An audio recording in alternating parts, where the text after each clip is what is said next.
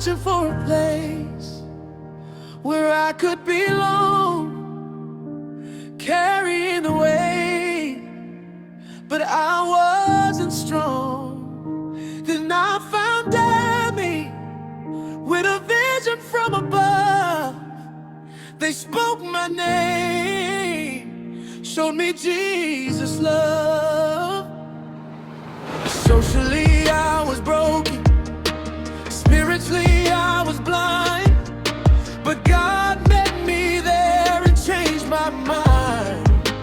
God has transformed my life, socially, spiritually, throughout me. His hands reached out to me. God has transformed my life.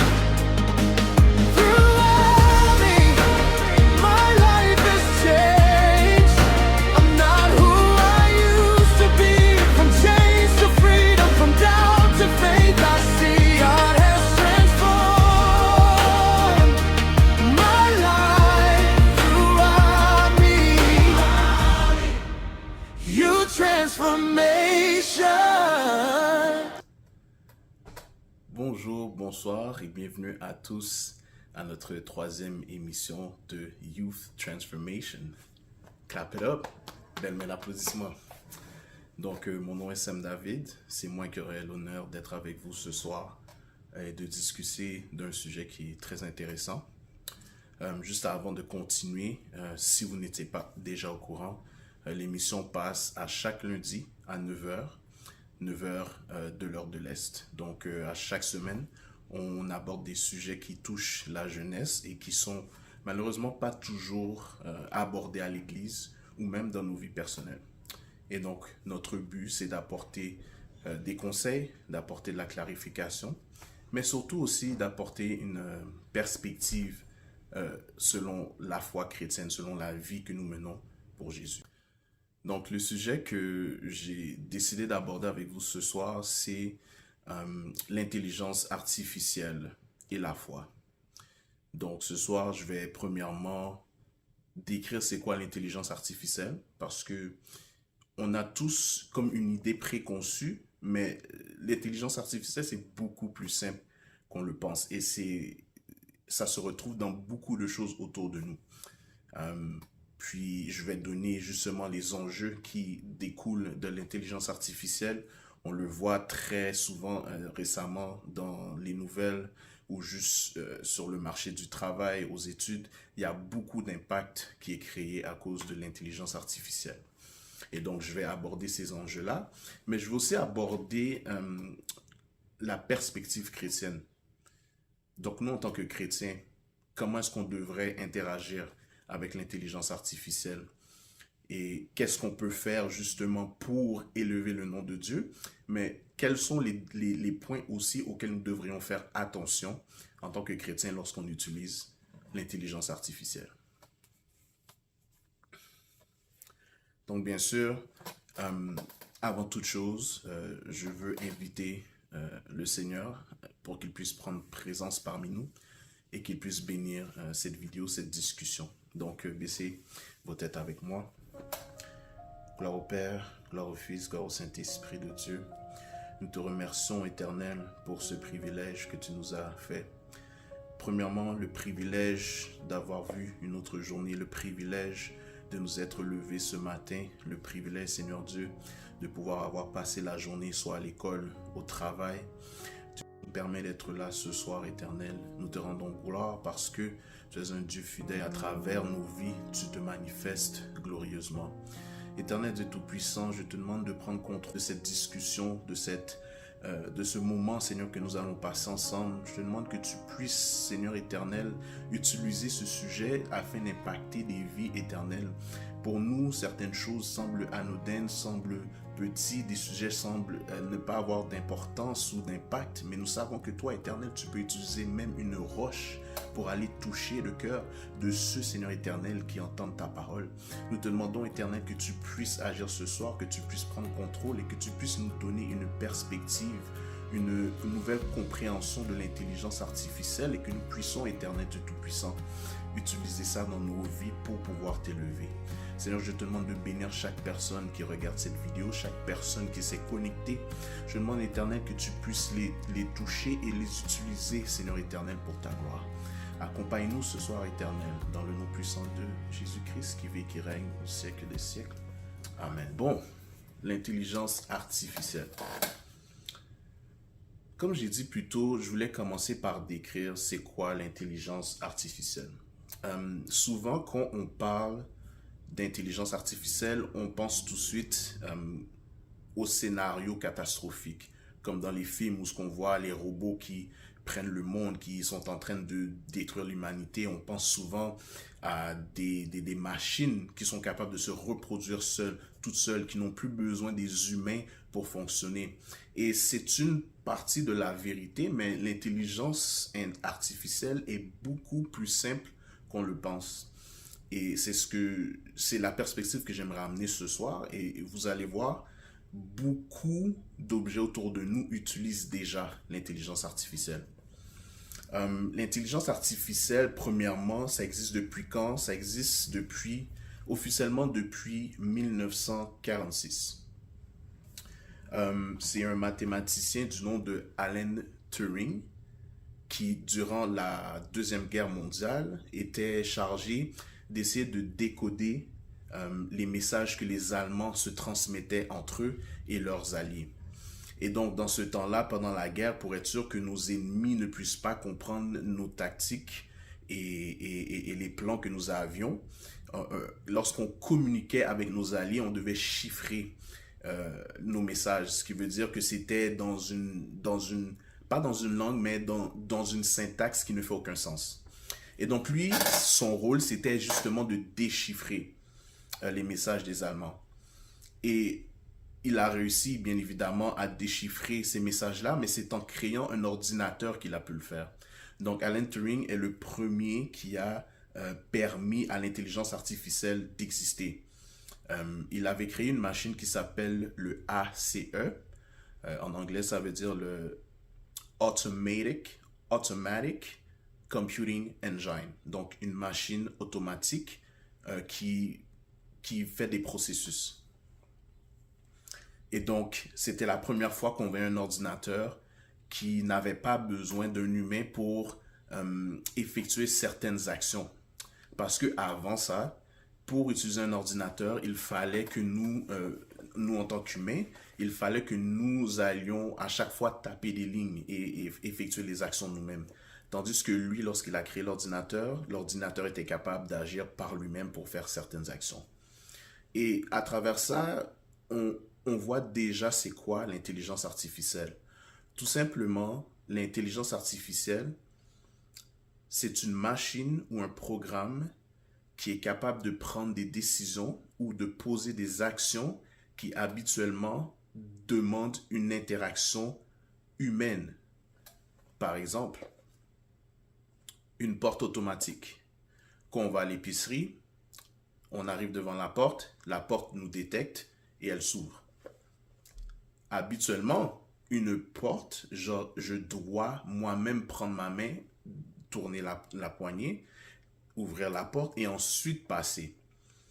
Donc, cette action requiert que moi, en tant qu'humain, je mets ma main et que je tire la porte. Tandis qu'une porte automatique se charge de détecter ma présence et d'ouvrir la porte pour moi. Alors, tout simplement, il y a une machine qui a effectué un travail qu'un humain aurait dû faire. Et c'est là que prend place l'intelligence artificielle. C'est aussi simple que ça. C'est pas obligé d'être un robot, d'être quelque chose de complexe. C'est pas obligé d'être une machine qui répond à nos questions, qui marche. Mais c'est tout simplement une machine qui pose des actions qu'humain aurait dû faire. C'est aussi simple que ça. Et donc, quand on suit cette définition-là, on comprend que l'intelligence artificielle se retrouve dans plusieurs choses autour de nous.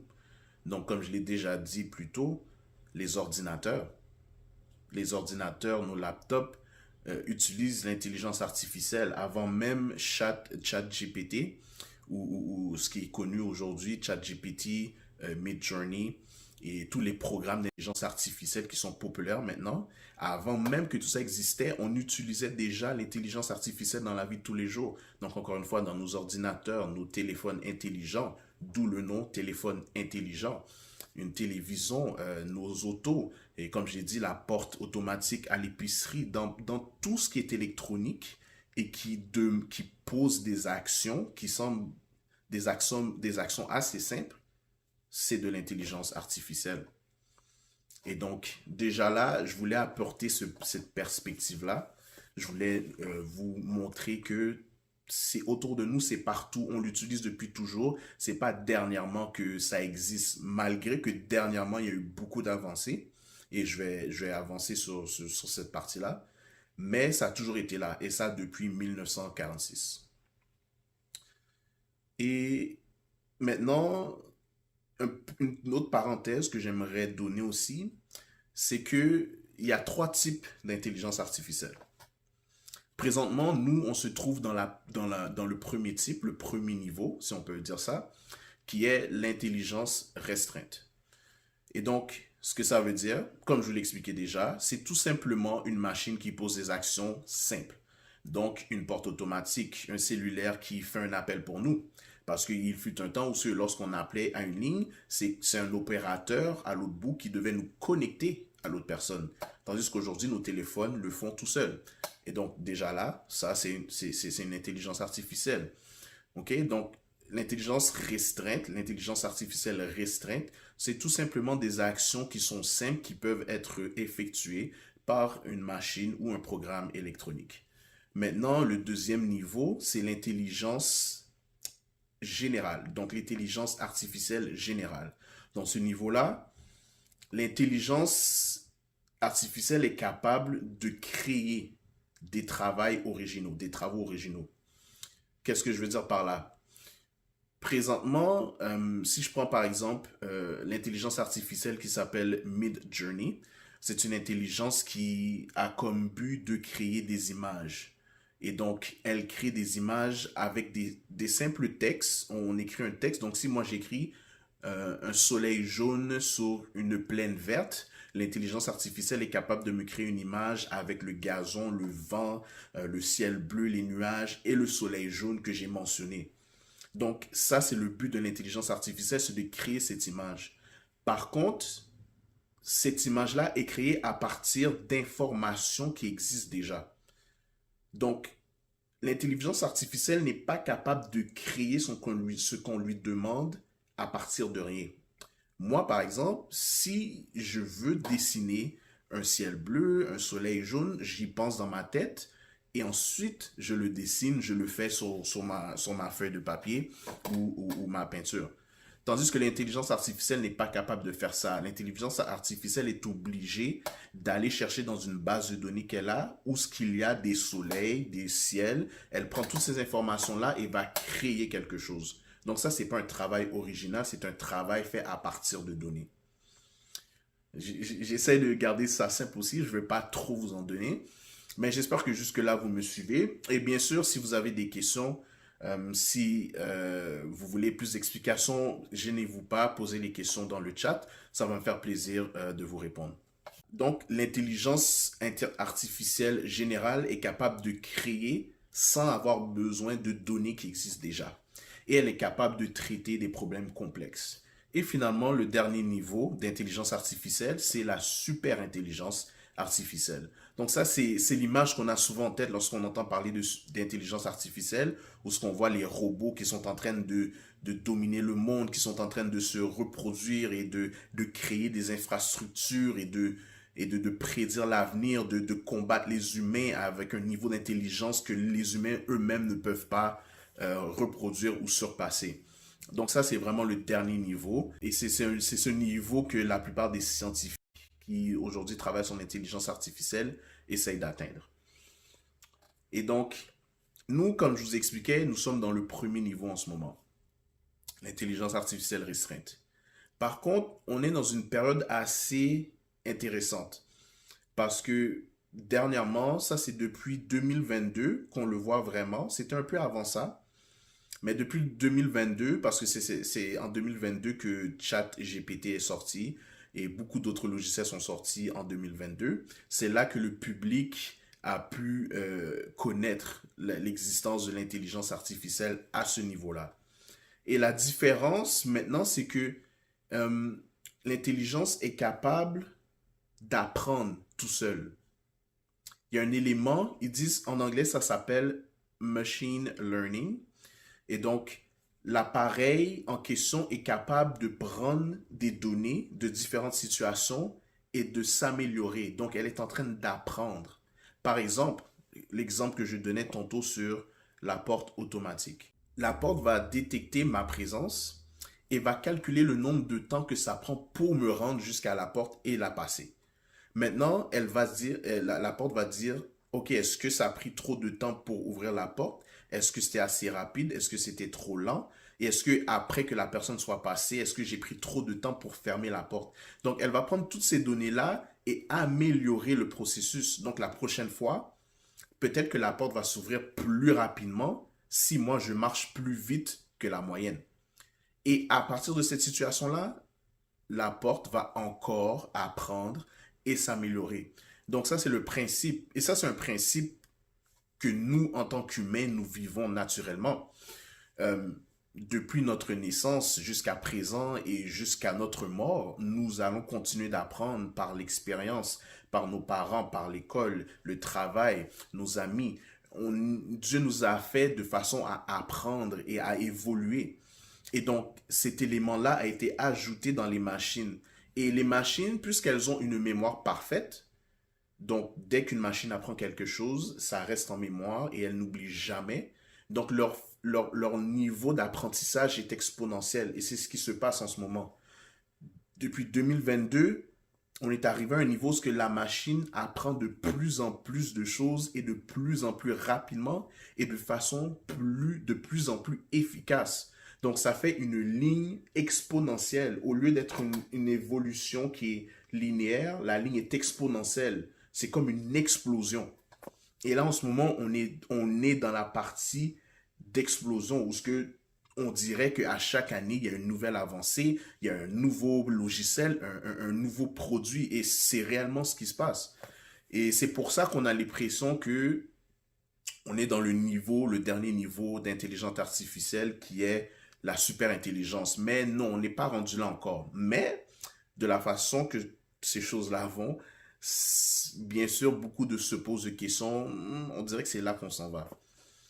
Et donc, c'est ça. Et c'est un peu le portrait que je voulais donner sur l'intelligence artificielle. Je voulais vous faire comprendre qu'est-ce que c'est, où est-ce qu'on est rendu en ce moment et comment on peut le reconnaître dans nos vies autour de nous. Maintenant, bien sûr, l'intelligence artificielle étant un outil extrêmement puissant, ça crée beaucoup d'enjeux dans notre société et dans la vie des chrétiens aussi. Je vais venir sur ça. Mais il y a beaucoup d'enjeux qui sont soulevés. Un des premiers enjeux, c'est la vie académique, les élèves et les enseignants. Il fut un temps, par exemple, je vais me prendre en exemple, et je ne suis pas si vieux que ça, ok? Mais dans mon temps, il n'y a pas si longtemps que ça, ok? Pour faire une dissertation, je devais m'asseoir pendant 1 heure et demie, 2 heures et préparer ma dissertation. Je devais amener un sujet, je devais développer le sujet. Ensuite, je devais avoir un corps et donc je devais faire une thèse, une antithèse, une synthèse et finir par une conclusion. Et après avoir fait tout ça, je devais corriger mes fautes, corriger ma syntaxe, corriger ma grammaire pour finalement faire mon propre. Donc, j'avais un brouillon et un propre. Et tout ça, je devais faire ça en l'espace de 1 heure et demie, 2 heures.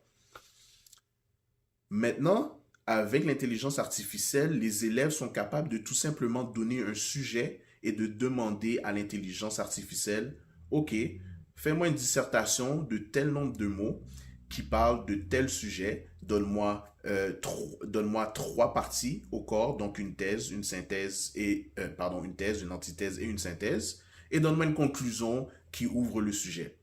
Et en l'espace de quelques secondes, l'intelligence artificielle est capable d'écrire tout ça.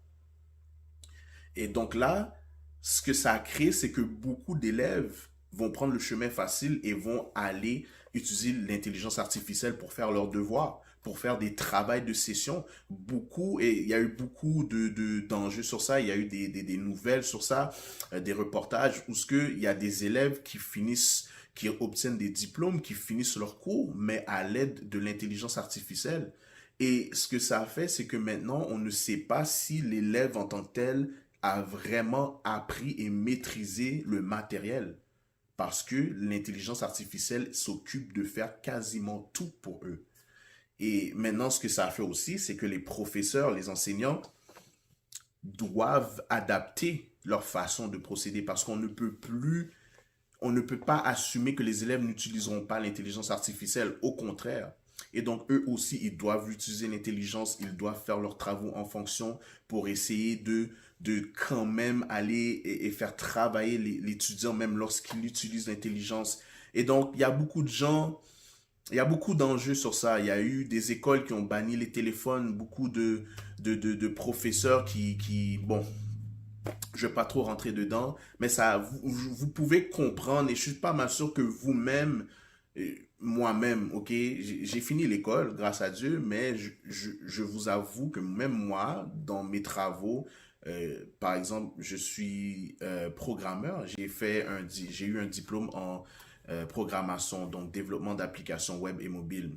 Et donc, dans mes travaux, dans mes projets informatiques, moi, j'utilise beaucoup l'intelligence artificielle.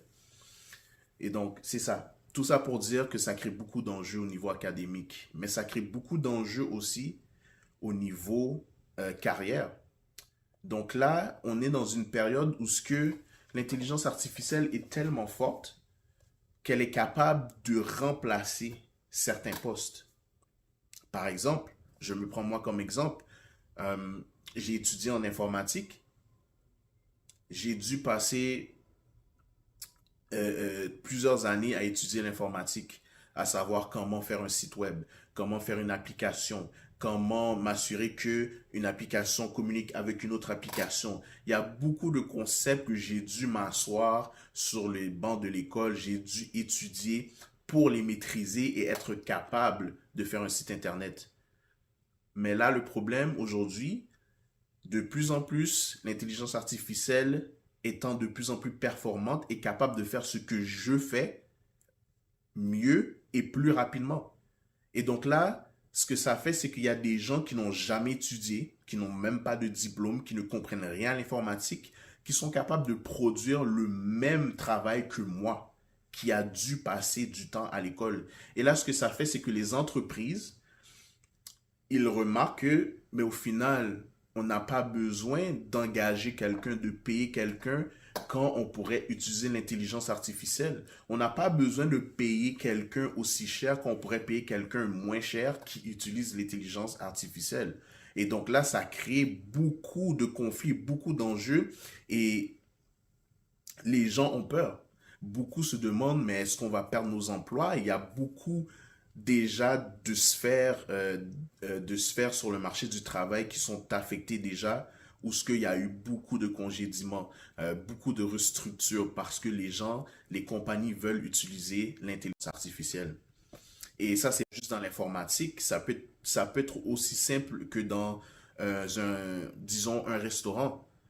Avant l'intelligence artificielle, il fallait quelqu'un pour gérer les courriels, gérer les appels, trier le menu, faire une rotation pour le menu. Tandis que maintenant, on a des d'agences artificielles qui sont capables et qui vont faire le même travail, encore une fois, rapidement et efficacement. Et donc, maintenant, on n'a plus besoin d'engager quelqu'un pour ça. Et donc, vous comprenez par là que ça crée beaucoup d'enjeux, beaucoup de gens ont peur, beaucoup de gens ne savent pas comment ça va se passer parce que l'intelligence ne fait qu'augmenter, l'intelligence artificielle ne fait que s'améliorer. Et donc, ça crée beaucoup d'enjeux à ce niveau-là. Ça crée beaucoup d'enjeux au niveau criminel. Donc là, nous avons des criminels, nous avons des fraudeurs qui sont capables de créer des logiciels de plus en plus performants pour aller voler des informations. Ils sont capables d'utiliser l'intelligence artificielle pour copier ma voix, Donc ça, c'est quelque chose qui est de plus en plus commun, où ce que les gens vont recevoir un appel et ils vont penser qu'ils parlent avec l'un de leurs proches. Donc par exemple, moi, je pourrais recevoir un appel demain et c'est ma mère qui me dit que, oh mon Dieu, il y a eu un accident, il y a eu tel problème, j'ai besoin que tu m'envoies de l'argent à telle place. Et là, moi, j'entends que c'est la voix de ma mère, donc je me dis, ok, c'est ma mère, je vais lui envoyer l'argent.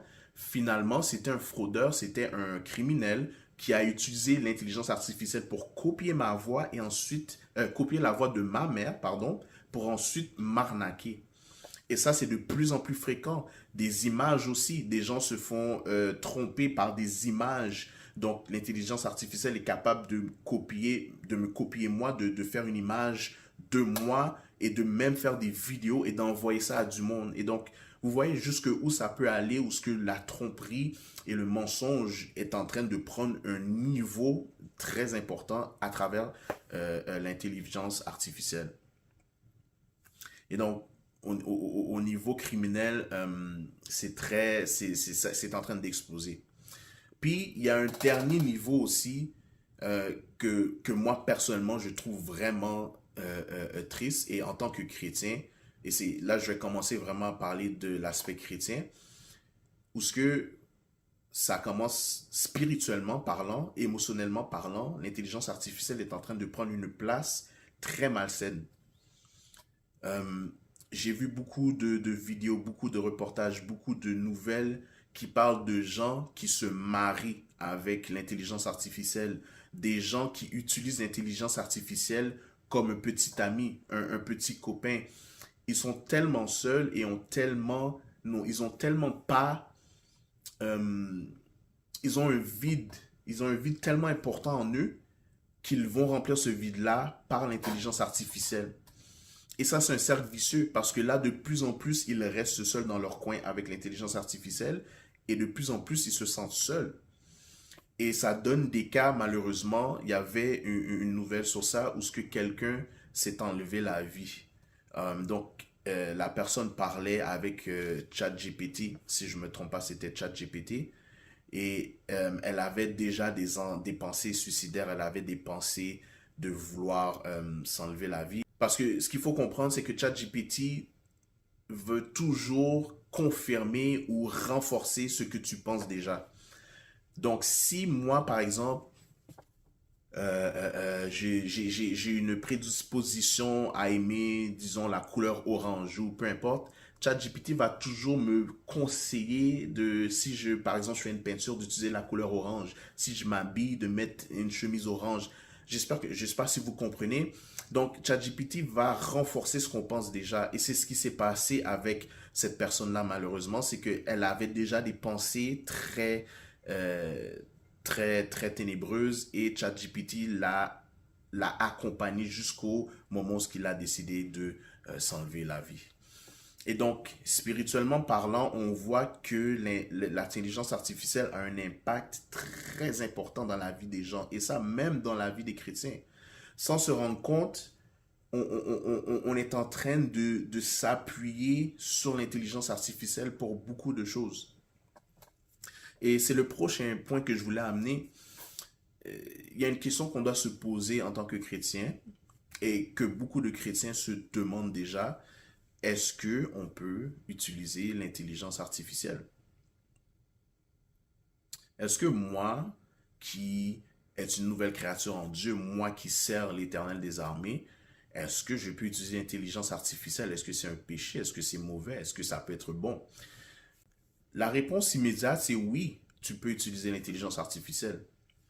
Et il y a un passage que je voulais utiliser pour appuyer ce que je dis. C'est le passage qui parle de l'amour de l'argent. 1 Timothée 6, verset 10. Donc, ça dit comme ça. « Car l'amour de l'argent est une racine de tous les maux. Et quelques-uns, en étant possédés, se sont égarés loin de la foi et se sont jetés eux-mêmes dans bien des tourments. » On a même parlé durant la vidéo de la semaine passée avec Dr Esther, où ce que l'amour de l'argent est le problème, mais ce n'est pas l'argent qui est le problème. L'argent est un outil. L'argent peut être utilisé pour faire le bien comme ça peut être utilisé pour faire le mal. Et donc, et ça c'est quelque chose, c'est un principe que nous retrouvons très souvent partout dans la Bible. Dieu regarde toujours ton cœur. Souvent des actions sont posées, mais qu'est-ce qui a causé cette action? Est-ce que c'est un fruit de l'esprit qui t'a amené à poser une action ou est-ce que c'est un fruit d'un homme qui est voué à lui-même et d'un homme qui n'est pas sauvé et qui est esclave du péché qui t'a amené à faire ça? Donc, par exemple, moi je peux utiliser l'argent pour donner aux pauvres, pour construire des hôpitaux, pour construire des écoles pour les gens qui sont dans le besoin. Comme je pourrais aussi utiliser mon argent pour créer des armes, pour aller créer... Bref, vous comprenez. Et donc, l'intelligence artificielle, c'est le même principe. En tant que chrétien, c'est un outil. Mais maintenant, quelle est ta disposition de cœur par rapport à cet outil-là?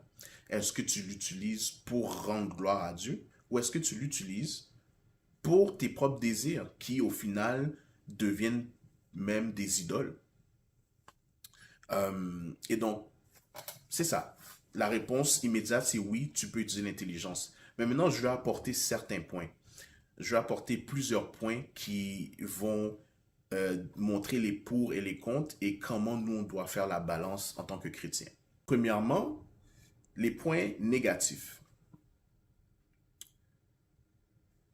Je pense que le point qui me vient en tête tout de suite, comme point négatif par rapport à l'intelligence artificielle, c'est la paresse. Dieu nous appelle à nous développer. Il nous appelle à gérer ce qu'on a déjà et de le fructuer.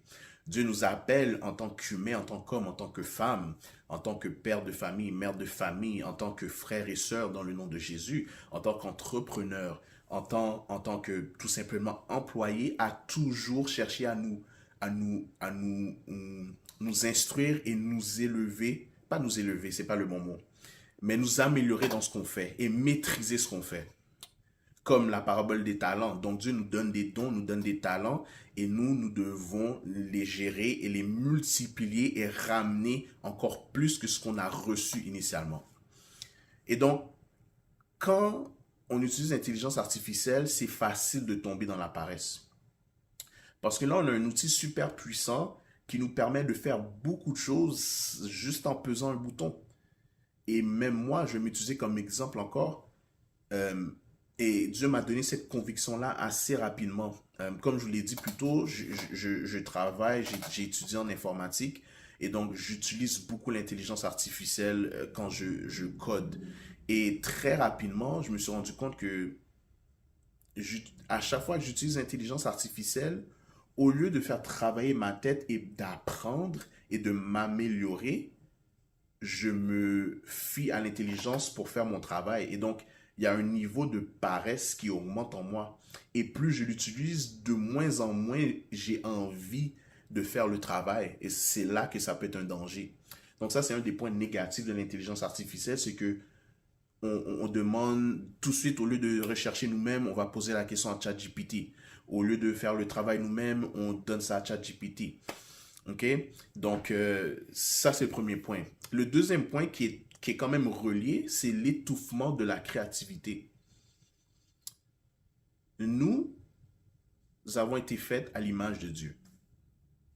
Et la première chose que l'on voit Dieu faire dans la Bible, c'est créer. C'est la première chose qu'on le voit faire. Que la lumière soit et elle fut. On le voit créer la terre. On le voit qui se mouvoie au-dessus des eaux. On le voit créer les plantes. On le voit créer les cieux, les montagnes, l'eau, le soleil, la lune. On le voit en train de créer. Et donc Dieu nous appelle à être comme lui et à créer aussi, à bâtir, à faire des choses qui vont élever son nom. Mais là, le problème, c'est que si on se fie à un outil qui crée pour nous, qui fait des choses pour nous, à quelque part, notre créativité est en train de réduire, ou du moins, elle n'évolue pas. Il y a eu des études sur ça même, sur l'intelligence artificielle.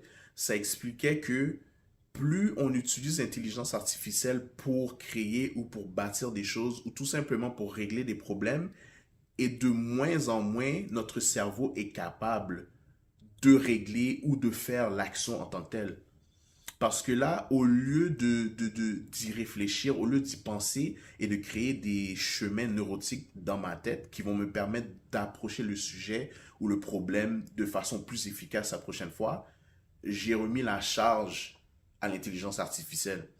Et ça montrait que, en d'autres mots, plus on l'utilise et de moins en moins on devient capable, de moins en moins nous sommes compétents. L'intelligence artificielle, si c'est mal utilisé, ça détruit notre créativité, ça détruit notre capacité à produire et à créer. Un autre point négatif, c'est le fait que l'intelligence artificielle amène l'idolâtrie, tout simplement. C'est facile de tellement passer de temps avec l'intelligence artificielle, de tellement l'utiliser pour créer, pour nous permettre d'avancer, qu'au final, ça devient une idole dans notre vie. Et ça, bien sûr, c'est avec n'importe quoi. Notre téléphone peut être une idole. Notre propre famille, nos amis, notre travail, toutes ces choses-là peuvent être des idoles. Et l'intelligence artificielle, bien sûr, comme toute autre chose, peut devenir une idole. Parce que l'idolâtrie, c'est tout simplement de mettre quelque chose avant Dieu.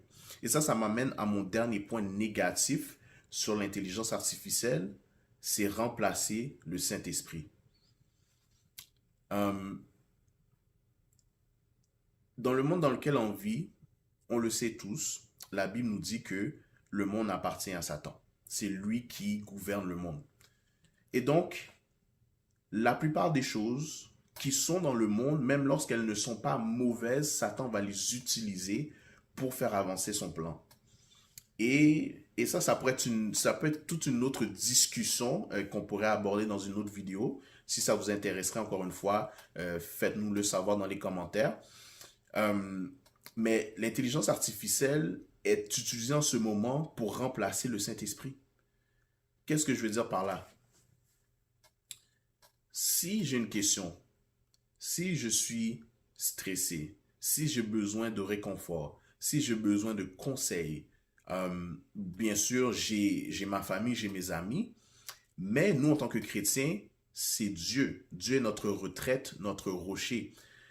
C'est en lui que nous pouvons vraiment décharger nos fardeaux, décharger nos inquiétudes, nos questions, notre frustration, notre joie, tout ce que nous ressentons émotionnellement et spirituellement. Le Saint-Esprit est là et il est avec nous à chaque jour. Mais là, le problème, c'est que beaucoup de gens, et bon, ça, j'ai pas vu d'études dessus, il faudrait peut-être que je regarde, mais probablement que beaucoup de chrétiens tombent dans ce piège où ce que maintenant, à chaque fois qu'ils ont une question, à chaque fois qu'ils se posent des questions sur peu importe ce que c'est, dès qu'ils ont des inquiétudes, dès qu'ils ont un moment stressant, ils vont se fier à l'intelligence artificielle pour remplir ce vide-là.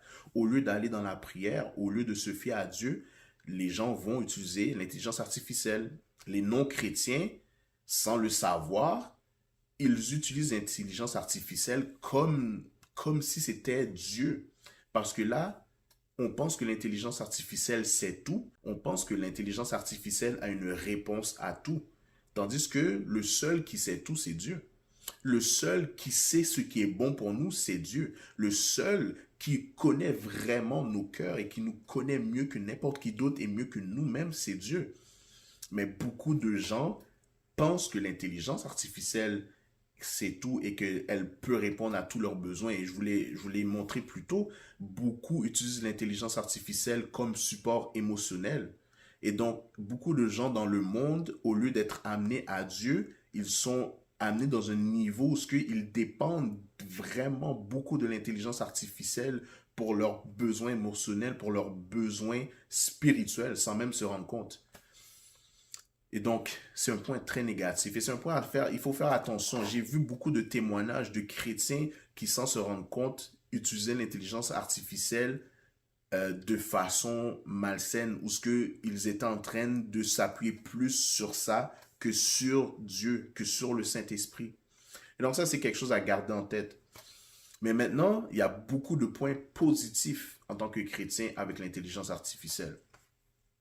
Et vous allez le voir, beaucoup de ces points positifs sont un peu parallèles aux points négatifs. Premièrement, la productivité. De la même façon que c'est facile de devenir paresseux avec l'intelligence artificielle, c'est facile de devenir super productif. Et c'est une bonne chose.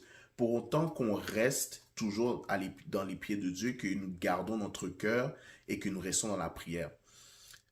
Mais si on approche ça intelligemment, c'est possible de faire beaucoup avec l'intelligence artificielle. Il y a beaucoup de compétences que nous n'avons pas. C'est impossible pour moi, par exemple, d'être bon en informatique, d'être bon en médecine, d'être bon en restauration, d'être bon dans l'athlétisme, d'avoir des connaissances dans tous les domaines possibles. C'est impossible. Mais maintenant, l'intelligence artificielle me permet d'aller chercher ces compétences-là que parfois je n'ai pas et que j'ai besoin dans le moment. Et donc, un des meilleurs exemples que je vois beaucoup de gens utiliser, c'est les affiches, les posters. Il fut un temps, il fallait appeler quelqu'un pour dessiner le poster, il fallait faire appel à quelqu'un pour créer une affiche pour un événement, pour une soirée, peu importe. Tandis que maintenant, on peut utiliser l'intelligence artificielle pour faire une superbe affiche. Sur YouTube, beaucoup de gens utilisent l'intelligence artificielle pour faire leur couverture de vidéos.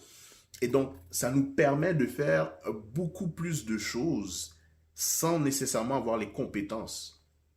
Et ça, c'est un bon point. En tant que chrétien, ça nous permet, et ça m'amène à mon deuxième point, ça nous permet d'évangéliser à un autre niveau.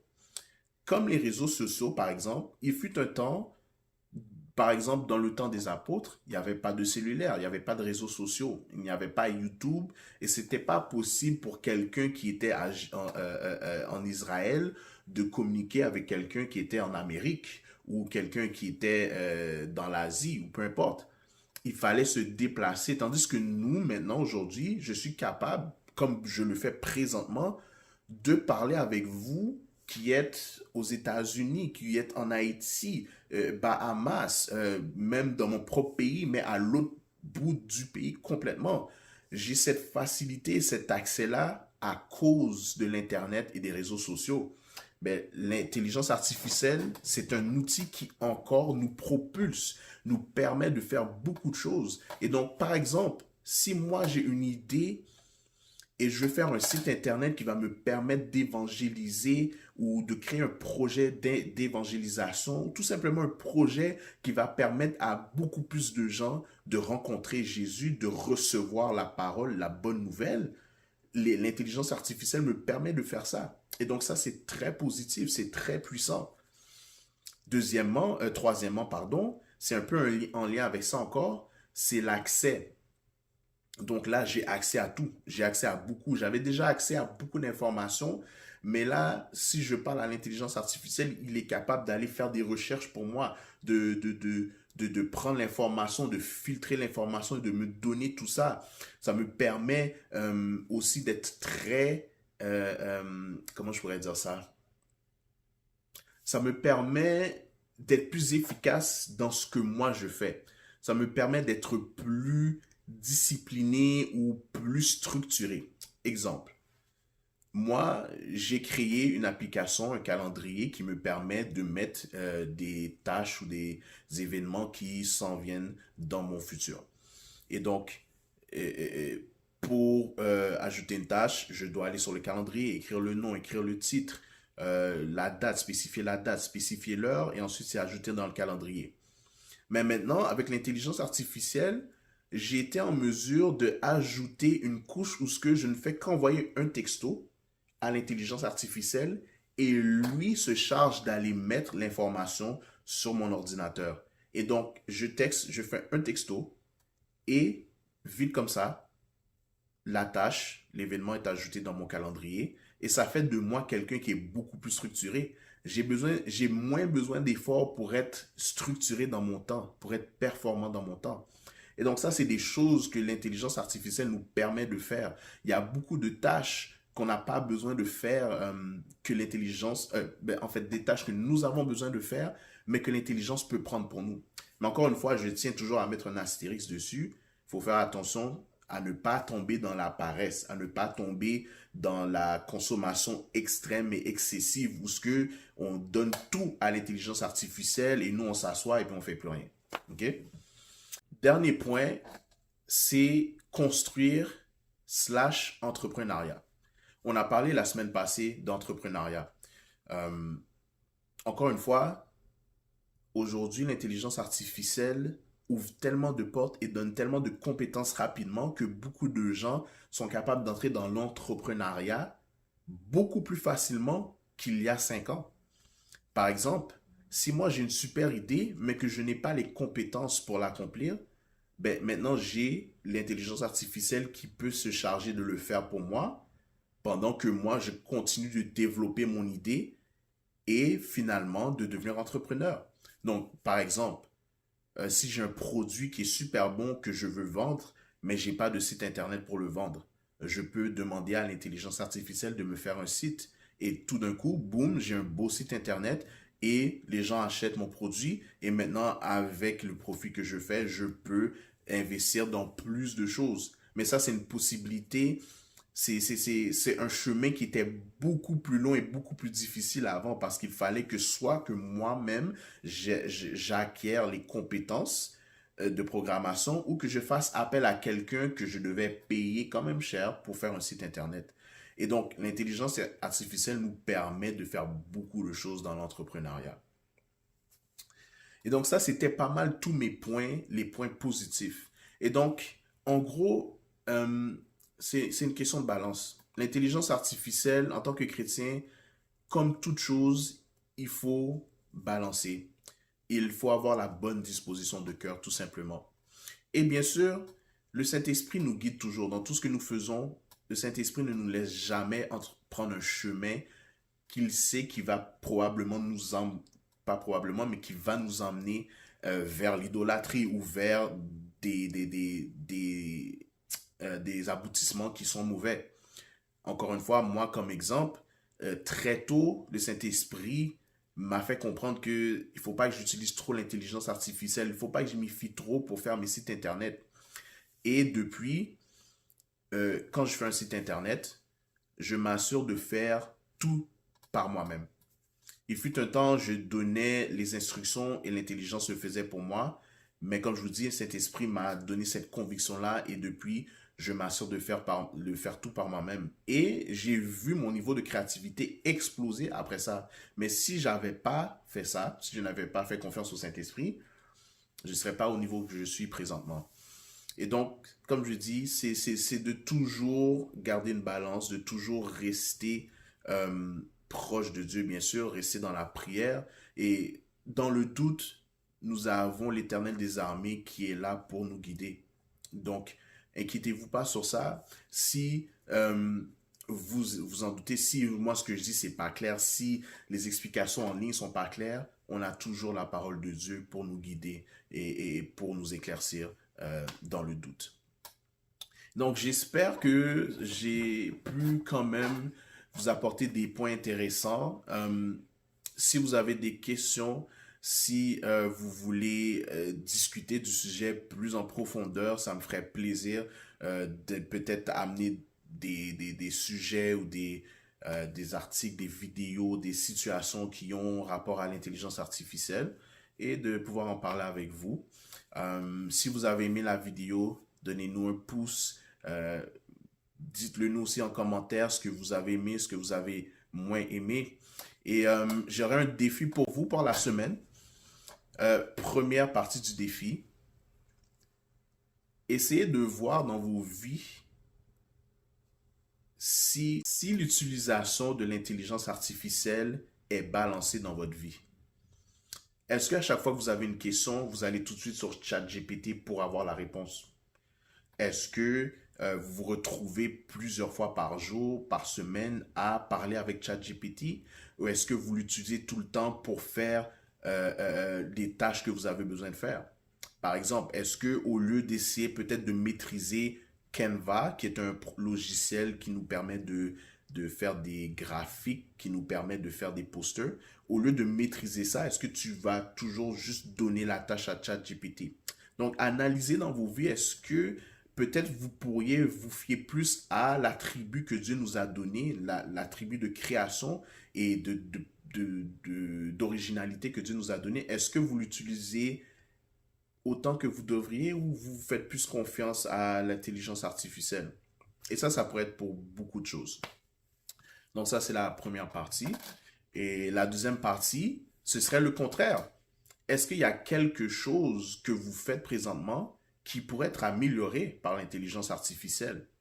Est-ce que vous seriez capable peut-être de structurer votre temps avec l'intelligence? Est-ce que vous seriez capable de gérer vos finances peut-être ou gérer si vous avez une équipe, peu importe dans votre ministère ou au travail?